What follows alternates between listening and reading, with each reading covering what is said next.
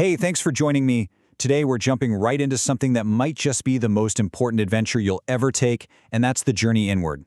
Seriously, this isn't just about thinking deep thoughts. This is a practical guide to transforming your life by, well, understanding the hidden architecture of your own mind.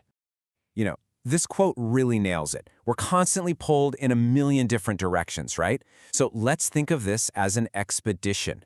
We're going to quiet all that outside noise so you can finally hear what your authentic self has been trying to tell you all along. So, here's our game plan. First, we'll talk about the premise, like why even bother with this stuff? Then we'll get into the what, unmasking those sneaky mental traps that hold us back. After that, and this is the really good part, we'll cover the how, a super practical 7-step daily routine you can literally start today.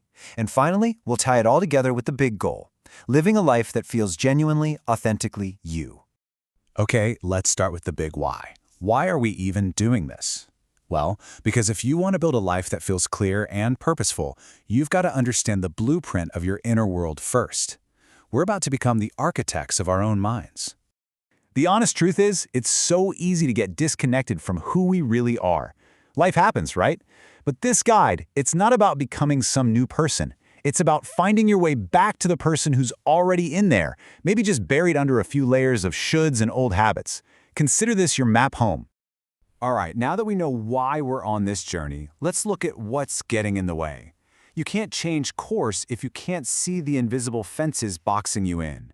This part is all about shining a light on those mental patterns that are running the show in the background. First up, let's talk about something called cognitive distortions. Honestly, the best way to think about these is like glitches in your brain's software. They're like putting on a pair of glasses that warp everything you see, and of course, that totally messes with how you feel. Just learning to spot them is a huge first step toward clarity. And here are a few of the biggest culprits. You've got all or nothing thinking. That's when it's either perfect or a total disaster, no in between.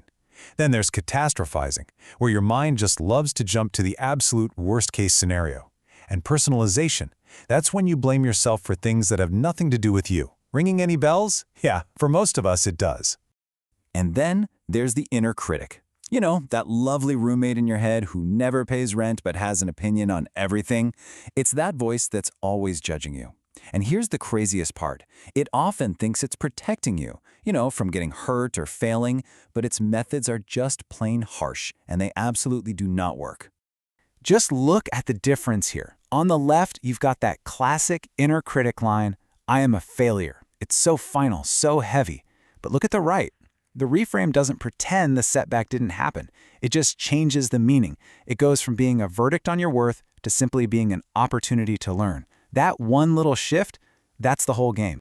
Now, if you dig even deeper, underneath all those distortions and the critic, you find what are called core beliefs. These are the deep, fundamental rules you learned about the world when you were a kid, usually without even realizing it.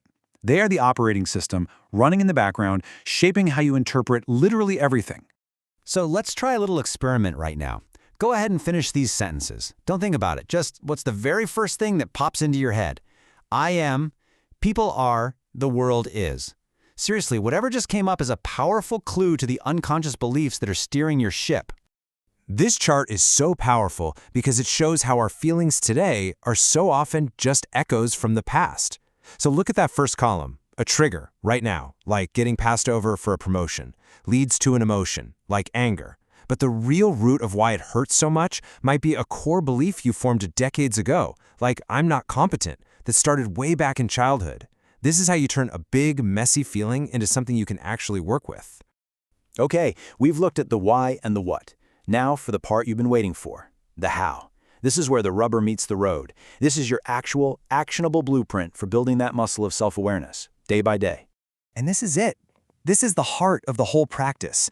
It's not about some huge, dramatic overhaul. It's about small, consistent steps. You start with just 5 minutes of breathing to get centered. Then, you journal on one single prompt. Third, you find just one distorted thought from your day and you challenge it. Fourth, you do one small thing that's kind to yourself. Fifth, you do a quick check-in. Did my actions today line up with my values? Sixth, you spend 5 minutes visualizing the future you really want.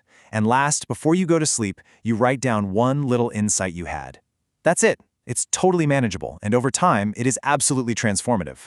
And listen, the whole point of this daily practice isn't to fix everything about yourself overnight. That's impossible. The goal is to start turning your awareness into real change. So just pick one core belief that's been holding you back that you are just done with. One, that's where you start. Which brings us to our final destination here, the whole point of this work. It's all about taking these little insights and weaving them into your actual life. It's about closing the gap between who you are and who you want to be. It's about living authentically. And please, please remember this. This isn't a project you finish. There's no finish line where you arrive at authenticity and get a gold medal. It's a practice. It's more like a compass you carry with you every day, helping you stay on course as you keep learning and evolving. So I want to leave you with this question to really get your gears turning. If all the limits were gone, no buts, no I can't, no excuses, what would your ideal day truly look like? The answer to that? Well, that's the first step on your new map. Thank you so much for joining me for this.